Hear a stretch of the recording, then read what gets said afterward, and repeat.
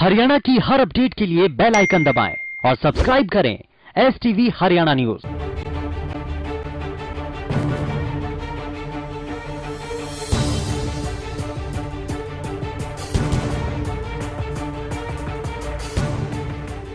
नमस्कार, आप देख रहे हैं हल्ला बोल कार्यक्रम और मैं हूं आपके साथ शुभेंदु सिंह। और आज हल्ला बोल कार्यक्रम के जरिए हम आपके सामने एक और तस्वीर रख रहे हैं, क्योंकि कोरोना का ये काल चल रहा है और ऐसे में इस कोरोना घातक वायरस से लड़ने के लिए हमारे कोरोना योद्धा लगातार लड़ाई लड़ रहे हैं। लेकिन अगर सोचिए कि इन कोरोना योद्धाओं के सामने अगर कोई परेशानी आती है तो क्या उस परेशानी का समाधान जल्द से जल्द नहीं होना चाहिए? आज बात इसी पर।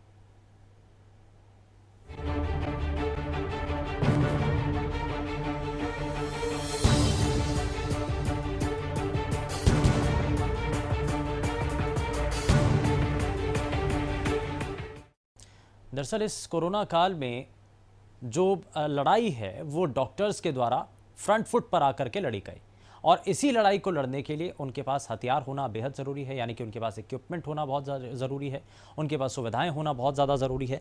और ऐसे में ही इन्हीं चीज़ों को लेकर के कई बार जो है परेशानी डॉक्टर्स के सामने भी आई, और इसी को लेकर के PPE किट चाहे किसी भी रूप में विदेशों से भी मंगवाई गई, और ऐसे में अब कुछ परेशानियां देखने को मिली है। दरअसल कोरोना की इस महामारी से पूरी दुनिया अपने स्तर पर लड़ाई लड़ रही है, लेकिन इस वायरस का अंत कब और कैसे होगा इसका अभी तक कोई ना तो समाधान सामने आया है, ना कोई दवाई सामने आई है। लेकिन इस वायरस के सामने कोई डटकर खड़ा है तो वो हैं हमारे कोरोना योद्धा। लेकिन जब इन्हीं कोरोना योद्धाओं को हक के लिए अपने विभाग से दो चार होना पड़े तो ये कैसे मरीजों के इलाज करेंगे और कैसे कोरोना वायरस से जंग जीत सकेंगे? गोहाना के भगत फूल सिंह महिला मेडिकल कॉलेज खानपुर में स्टाफ नर्सों के साथ दूसरे कर्मचारियों ने अपनी मांगों को लेकर मेडिकल डायरेक्टर के खिलाफ नारेबाजी और जमकर हंगामा किया। और इसी दौरान भगत फूल सिंह महिला मेडिकल कॉलेज खानपुर में मेडिकल कर्मचारियों ने हंगामा कर दिया, जब महिला मेडिकल कॉलेज में काम करने वाली 5 नर्सों की कोरोना रिपोर्ट पॉजिटिव आई।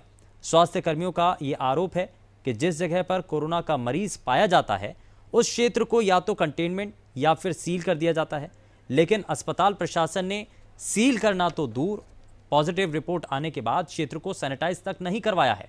यही नहीं, स्टाफ नर्स पॉजिटिव आने के बाद उसके साथ रहने वाली नर्स को क्वारंटीन तक नहीं किया गया है।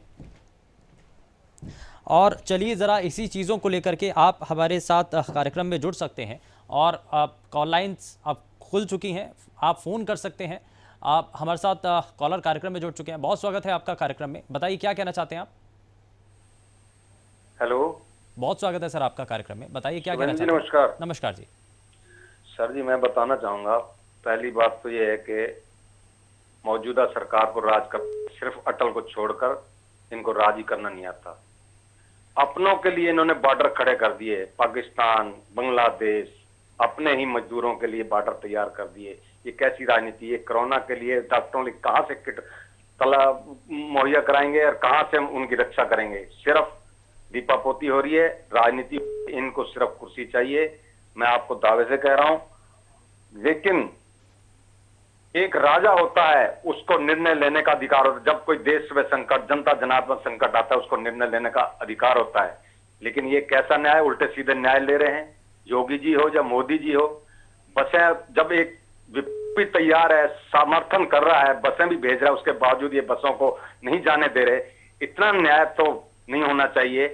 अन्याय बहुत हो चुका है और जनता जनार्दन को बहुत सुना, पत्रकारों को भी सोचना होगा ये सरकार क्या कर रही है। इनके खिलाफ आवाज उठाओ, जब तक नहीं उठाओगे ये सरकार बहुत ही गलत रास्ते पर जा रही है। इसमें कई चीजें हैं राम, बहुत शुक्रिया आप हमारे साथ कार्यक्रम में जुड़े। और विषय आज का हमारा यही है कि कोरोना योद्धा जो इस वक्त जंग लड़ रहे हैं उनके लिए कम से कम किसी भी रूप में परेशानी उनके सामने नहीं आनी चाहिए, क्योंकि उनका फोकस इस वक्त कोरोना महामारी से लड़ने का है। और अगर बाकी परेशानियां ही उनको घेर कर रखेंगी तो जाहिर तौर पर है कि वो इस घातक वायरस से हमारी रक्षा नहीं कर पाएंगे, लड़ नहीं पाएंगे।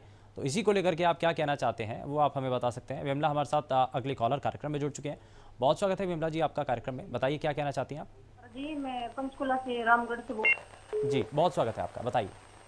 हाँ जी, जैसे ये आप बसें चला रहे हैं, जैसे मजदूर हैं, छात्र हैं, कई फंसे हुए हैं, पहले इनको तो निकालो, आप दूसरा काम फिर करना ना। अगर ये दोनों ही हो जाएंगे तो सबसे ज्यादा तो ये अपने देश पे ही पड़ेंगे ना, सबसे ज्यादा। जी। जैसे मैं एक बात कहना चाहती हूँ जी आपसे, मेरा बेटा बम्बई है, हम्म। वहाँ के लिए फॉर्म अप्लाई किया था उसने, वहाँ कोई रिस्पॉन्स नहीं आया अभी तक उसको।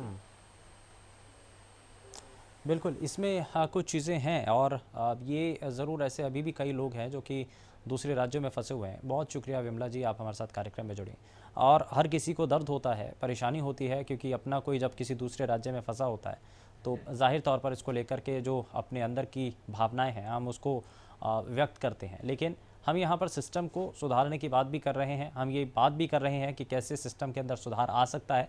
आप हमारे इस मंच के साथ जुड़ करके अपनी बातों को साझा कर सकते हैं, बता सकते हैं कि क्या सुविधाएं डॉक्टर्स को नहीं मिलनी चाहिए और क्या आप जिस तरीके से अभी तस्वीरें आप देख भी रहे हैं उस पर आप क्या कहना चाहते हैं। जयदेव हमारे साथ अगले कॉलर कार्यक्रम में जुड़ चुके हैं। बहुत स्वागत है जयदेव आपका कार्यक्रम में, बताइए क्या कहना चाहते हैं। सर मैं ये कह रहा था जी, लॉकडाउन तो हो गया लेकिन ये खुल गया, ये पता नहीं लग रहा। अब हमारी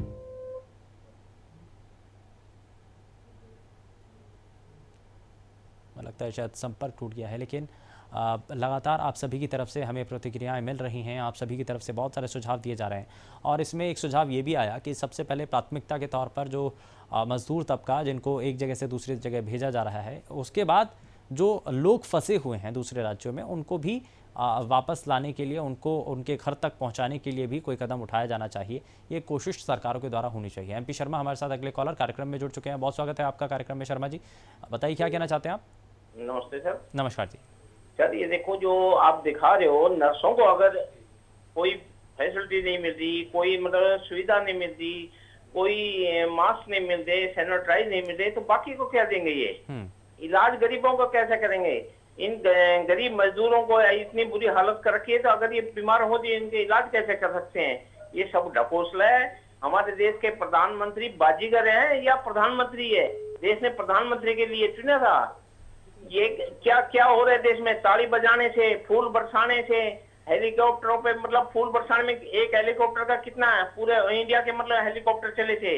वो इनकी सुविधा के लिए जो कर्मचारी है, चाहे स्वास्थ्य कर्मचारी हो, चाहे अपने स्वीपर हो या पुलिस वाले हो, उनको अरे कोई वर्दी दो, उनकी तनख्वाह बढ़ाओ, डबल कुछ करो। और वो फूल बरसाने क्या कोरोना चलेगा? या पुलिस वालों को ड्यूटी पे खड़ा करके तुम तू मतलब बजाओ, कोई राउंड बना दिया, कोई हाई राउंड बना दिया, ये क्या इससे मतलब चला जाएगा कोरोना? ये देश के प्रधानमंत्री नहीं, ये बाजीगर के काम चल रहे हैं। इस देश को बचाओ, प्रधानमंत्री को हटाओ। ठीक है, ये हर किसी की अपनी अपनी अलग अलग राय है। खैर बहुत शुक्रिया MP शर्मा, आप हमारे साथ कार्यक्रम में जुड़े। लेकिन बहुत सारे ऐसे कदम होते हैं जो उठाने ज़रूरी हैं। बहुत सारे लोग तो ये भी सवाल उठा रहे हैं कि सोशल डिस्टेंसिंग का पालन भी नहीं करना चाहिए, चेहरे पर मास्क क्यों लगाएं? लेकिन ये आपकी सुविधा के लिए ही है, ये आपके एहतियात के तौर पर आपको बताया गया है। और इसीलिए कई बार सड़कों पर देखते हैं हम, आज भी चेहरे पर बहुत सारे लोग हैं जो मास्क नहीं लगा रहे हैं। तो इन चीज़ों का आपको ज़रूर ध्यान रखना होगा। रमेश हमारे साथ अगले कॉलर कार्यक्रम में जुड़ चुके हैं। बहुत स्वागत है रमेश आपका कार्यक्रम में, क्या कहना चाहते हैं आप, बताइए। ऐसे है, मैं ये कह रहा हूँ जो हमारे प्रधानमंत्री से जो कर रहे हैं ना, तो हमारा देश बच रहा है। जितने भी CM है, अपने हजारों की बात कर रहा हूँ कि जितने भी CM हमारे साहब हैं, ये थोड़ी सी लापरवाही हो रही है, ज्यादा लापरवाही नहीं हो रही। एक सोशल डिस्टेंसिंग का कोई ध्यान नहीं दे रहे, क्योंकि लोगों को समझ नहीं है।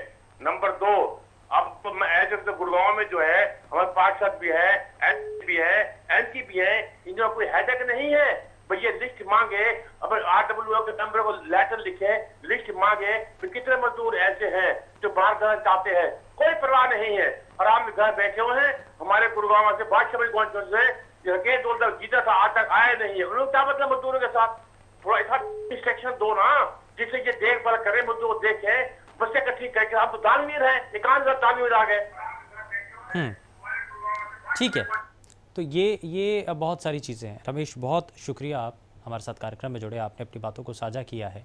और इसी तरीके से यदि आप भी कुछ बताना चाहते हैं, कुछ कहना चाहते हैं, अपनी बातों को साझा करना चाहते हैं, कोरोना योद्धाओं को लेकर के यदि आप भी अपनी जो श्रद्धा है वो दिखाना चाहते हैं, तो वो आप हमारे इस कार्यक्रम के ज़रिए जुड़ करके बता सकते हैं।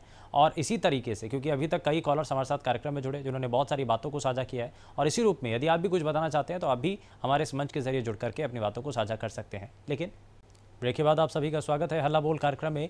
और हल्ला बोल कार्यक्रम के जरिए ब्रेक पर जाने से पहले कई तस्वीरें हमने आपको दिखाई, आपके द्वारा ही कई बार हमें कॉल की गई। आपने बताया हमें कि कैसे इन चीज़ों को बेहतर किया जा सकता है, कोरोना योद्धाओं को क्या सुविधाएं और दी जा सकती हैं, इसके अंदर क्या संशोधन हो सकते हैं। और इसी को क्रम में आगे बढ़ाते हुए आप हमें अब कॉल कर सकते हैं और टीवी स्क्रीन पर लगातार नंबर फ्लैश हो रहे हैं, जिनके जरिए आप सीधे इस मंच के साथ जुड़ करके अपनी बातों को बता सकेंगे, साझा कर सकेंगे। और यहाँ आज का जो विषय है वो कोरोना योद्धा यानी कि डॉक्टर्स की टीम को लेकर है।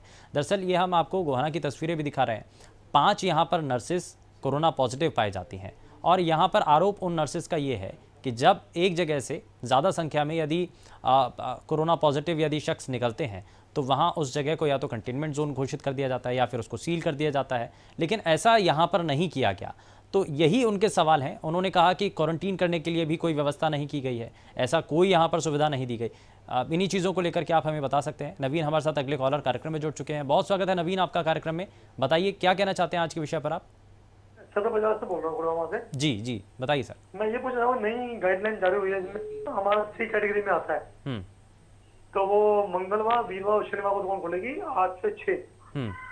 तो ये खबर सही है, हम सदर बाजार में दुकान खोल सकते हैं? सर इसमें गाइडलाइंस अलग अलग टाइमिंग को लेकर के हैं, अलग अलग दिन भी निर्धारित किए गए हैं, समय भी निर्धारित किए गए हैं। तो इसको लेकर के एक बार ये देखना होगा आपको, जिला प्रशासन से आपको संपर्क करना होगा कि आपके इलाके के अंदर, आपके ज़िले के अंदर ये गाइडलाइंस किस रूप में हैं, क्या दुकानों को, क्योंकि लेफ़्ट राइट सिस्टम भी इसमें किया गया है, तो आपका कौन से दिन आएगा ये आपको जिला प्रशासन से या फिर मार्केट कमेटी के जो सदस्य हैं या अध्यक्ष हैं उनसे आपको इस पर संपर्क करना होगा। तो इसी रूप में आप जो बाकी जो दर्शक हैं वो भी हमारे इस मंच के साथ जुड़ करके अपनी बातों को बता सकते हैं, साझा कर सकते हैं अपनी बातों को। जयदेव हमारे साथ अगले कॉलर कार्यक्रम में जुड़ चुके हैं। बहुत स्वागत है जयदेव आपका कार्यक्रम में। बताइए क्या कहना चाहते हैं। नमस्कार सर। नमस्कार जी। सर मैं ये कह रहा था कि हमारी ड्राई क्लीनिंग की दुकान है फरीदाबाद में, तो अब यही नहीं मालूम पड़ रहा कि खोले का ना खोले। कईयों ने खोल रखी है, पुलिस पे जाते हैं, पूछते हैं तो मना कर देते हैं कि नहीं हमने कोई ऑर्डर नहीं दे रखा। आज न्यूज़पेपर में तो आ गया है कि खोल सकते हैं, एक वही नंबर वाइज ऑर्डिनल के हिसाब से। जैसे जयदेव जी ये जिला प्रशासन, क्योंकि इससे पहले भी कई कॉल्स इसी रूप में आई थी, तो जिला प्रशासन के स्तर पर ही, क्योंकि ये तय किया जाएगा कि एक दिन एक तरीके की दुकानें या एक रो की दुकानें खुलेंगी और दूसरे दिन दूसरी दुकानें खुलेंगी। तो ये लेफ्ट राइट सिस्टम इसमें पहले भी बताया गया था कि एक तरफ की दुकानें एक दिन खुलेंगी और दूसरी तरफ की दुकानें दूसरे दिन खुलेंगी, ताकि इससे सोशल डिस्टेंसिंग का खासतौर पर ध्यान रखा जा सके। तो आप एक बार जिला जो सचिवालय है वहाँ पर आप इस पर संपर्क कर सकते हैं। और बहुत शुक्रिया जयदेव, आप हमारे साथ कार्यक्रम में जुड़े। जयप्रकाश अगले कॉलर हमारे साथ कार्यक्रम में हैं। बहुत स्वागत है जयप्रकाश आपका कार्यक्रम में। बताइए क्या कहना चाहते हैं। टीवी पर आ रही है। जयप्रकाश बताइए क्या कहना चाहते हैं। यहाँ पे दुकान तो खुल नहीं रही है गुड़गांव में, वो कब खुलेगी? दुकानें तो खुल रही हैं जयप्रकाश, और धीरे धीरे खुलेंगी। बाकी जिला प्रशासन के ऊपर है, वो ये निर्भर उनके ऊपर करता है कि वो, अब जैसे बहुत सारी चीज़ें हैं ये राज्य स्तर पर भी निर्णय लेने हैं। सैलून जो हैं अभी नहीं खुलेंगे, केमिस्ट्री दुकानें जैसे हैं वो पहले की तरह ही खुल रही हैं। तो इसी रूप में आगे धीरे धीरे सिस्टमैटिक तरीके से आगे चरणबद्ध तरीके से दुकानें खुलती चली जा रही हैं। फिलहाल के लिए बस उतना ही। नमस्कार।